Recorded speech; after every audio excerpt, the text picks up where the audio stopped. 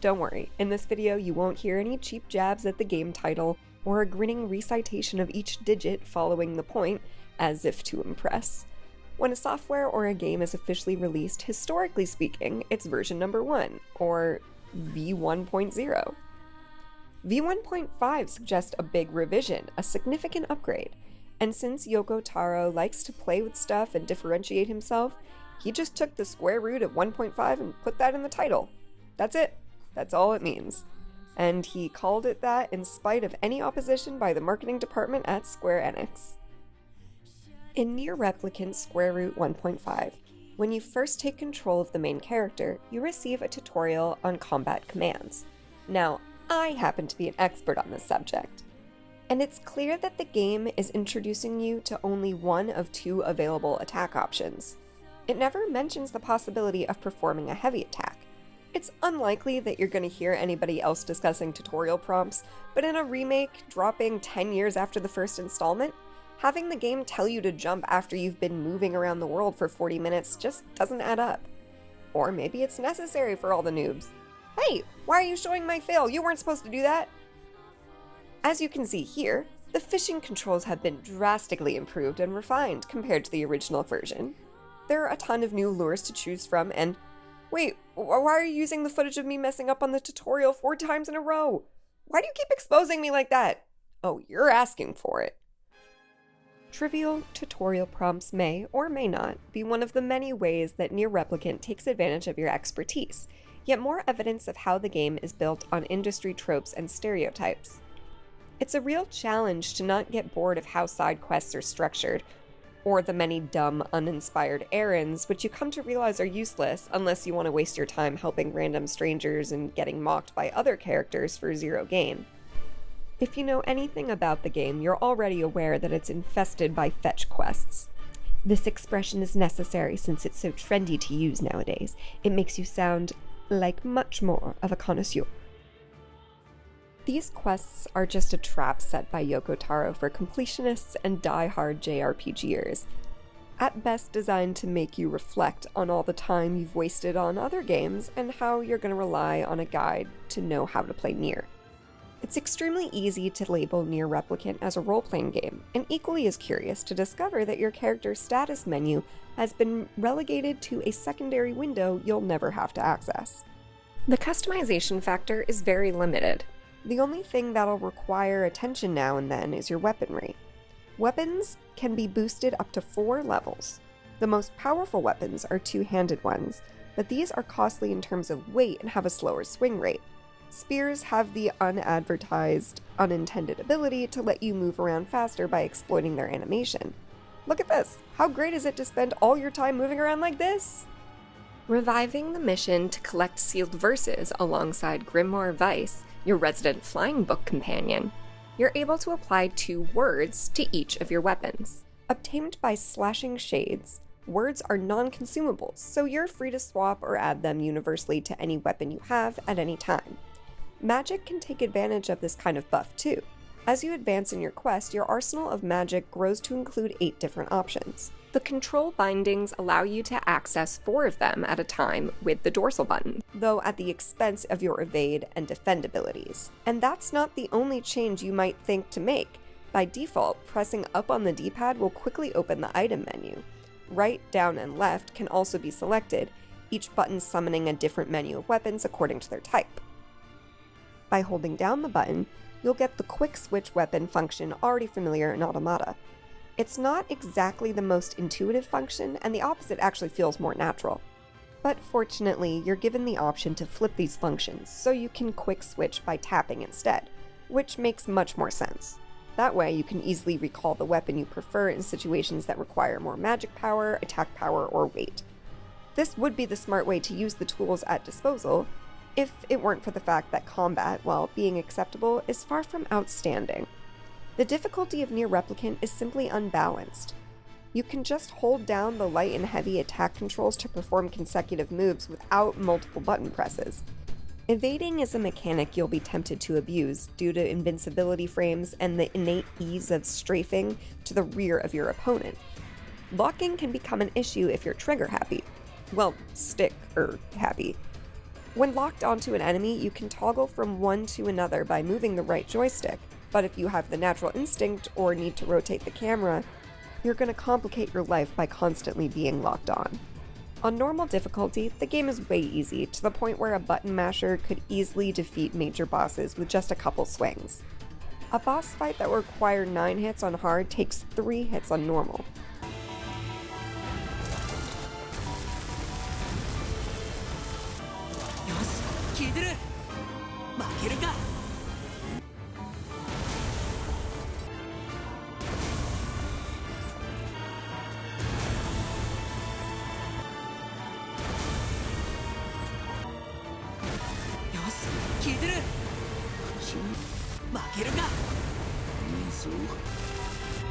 Performing defend, parry, or counterattack is much more tempting on hard mode, as it allows you to not only perform more dangerous strikes, but to make use of one of the few strategies capable of carving through all those tanky enemies with fewer headaches.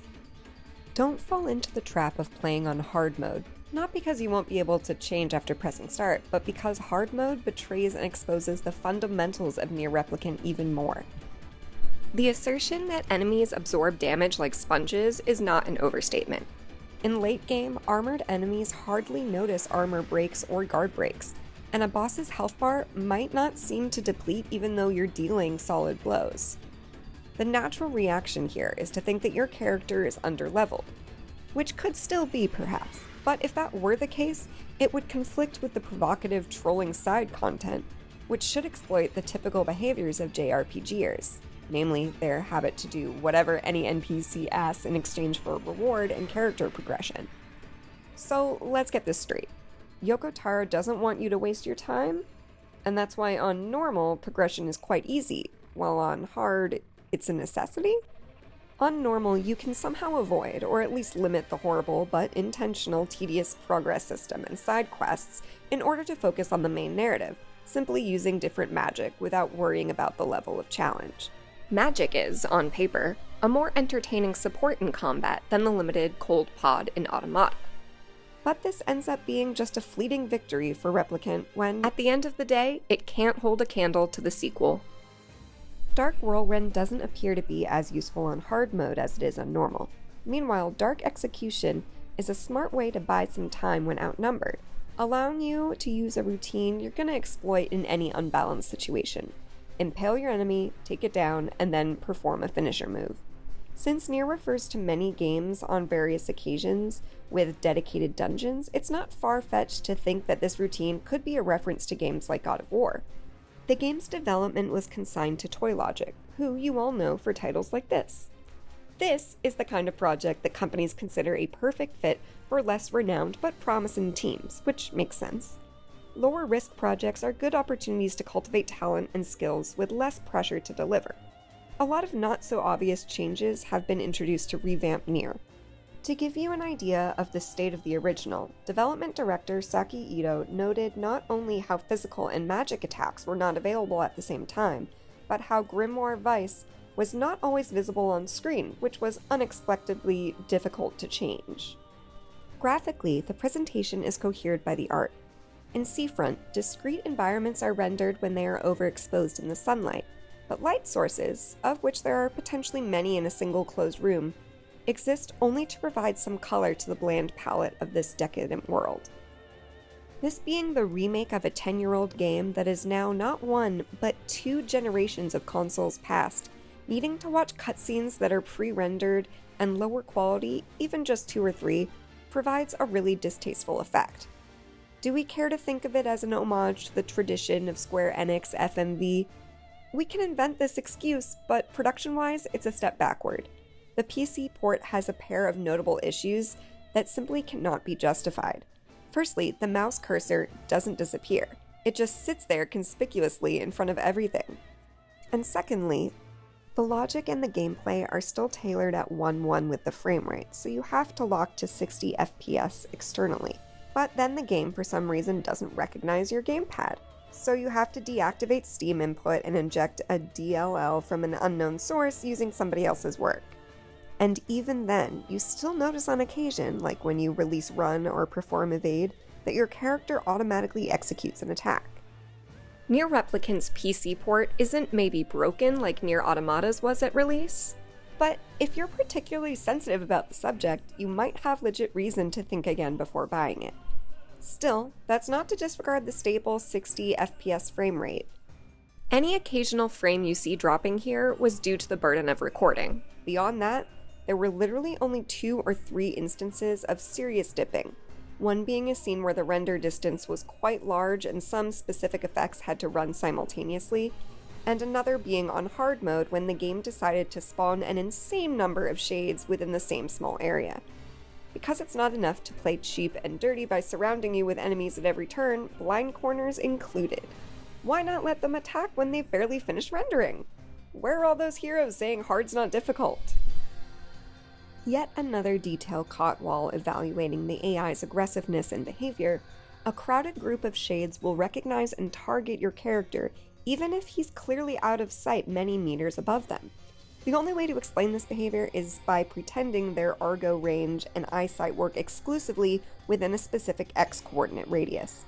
Even Nier automatically unsheaths his sword in some instances, as if entering combat mode.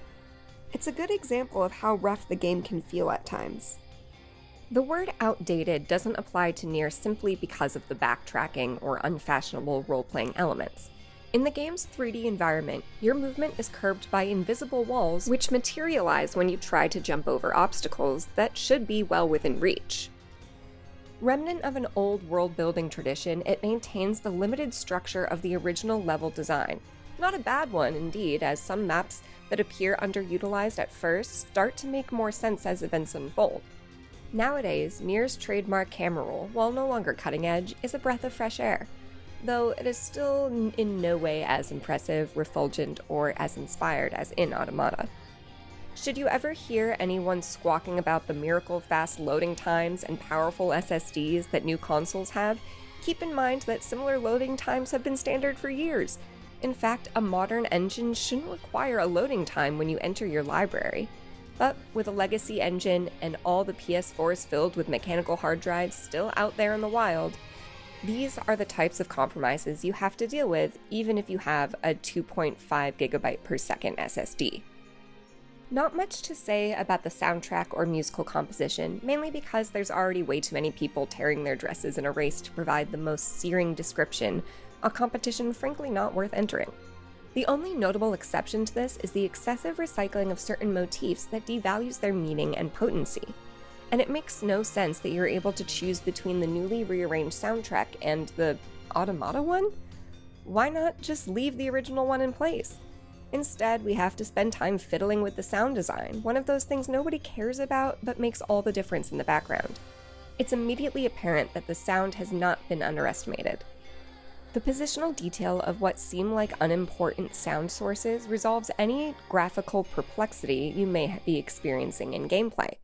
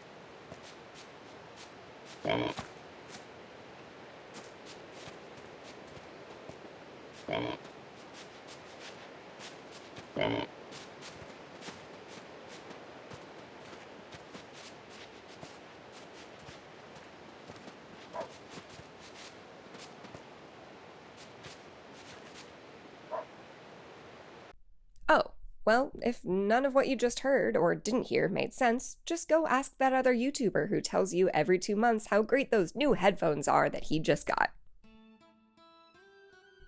Nier is a curious case with one great merit, the merit of exposing the fault of humanity.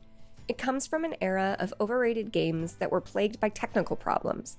It's no coincidence that many PS3 and Xbox 360 games are potential targets for remakes or remasters. Nier has always been neglected for its lack of commercial appeal and insufficient production, which is aggravated by rigid structure. Still, over time, due to the exquisite nature of its narrative, it has started to gather a cult following, one that exploded with the success of Nier Automata. This reboot arrives under the loud fanfare of bandwagoners trying to ingratiate fans by hailing it as a return of the classic, once again blindly assigning convenient labels and parroting random voices and unsourced impressions.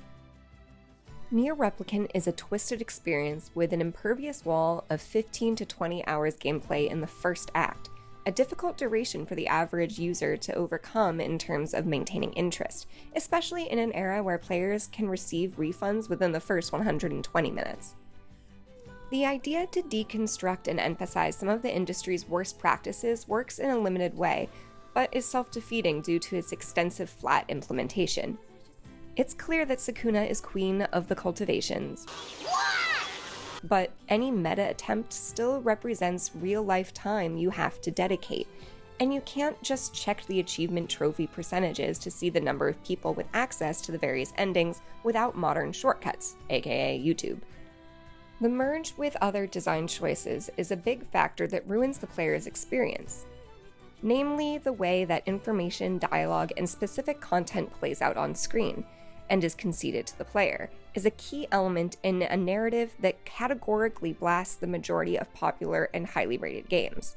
But regrettably, the method for achieving everything this game has to offer only enforces a trite execution of its story. It makes you wonder if it was really necessary, and, well, maybe it was, replaying the same game with the incremental addition of context. Perhaps it's meant to make you further ponder some of the dialogue as part of a more active process, instead of having an information dump in the first walkthrough. Consider the following statement. Having to waste hours on repeating the same parts of a game could be a worthwhile sacrifice at least once in your life. If you agree, Nier Replicant deserves a shot. Though, in doing the math, you should also count the time you'll spend on research outside of the video game. If you're new to this franchise, Nier is a multimedia experiment with canonic content sketched into novels, Final Fantasy XIV raids, and gacha mobile games. Interested in arguing how great and emotional the story is? Okay, well, don't forget how much time is spent with this character on the screen and how little you know about it. And don't forget that shades are a lot like Kingdom Hearts Heartless, or that there is an old mansion like in Kingdom Hearts 2, or that Yoko Taro is starting to dislocate and redistribute pieces of content around to various media, just like Kingdom Hearts. Or Final Fantasy XV. What a great job that was, am I right? It's possible he's trolling when he states that everything is canon, but it's also possible that with Nier's growing fanbase, Square Enix might consider milking the franchise for all it's worth. And Yoko Taro's tricks to impress you could grow stagnant and a little bit predictable after 2 popular games. So when you hear somebody saying that Nier Replicant is a masterpiece, aside from the various genius strokes and many virtues that will make Nier one of your favorite series, that could be a lie. A 1,000-year lie that may just live on for eternity.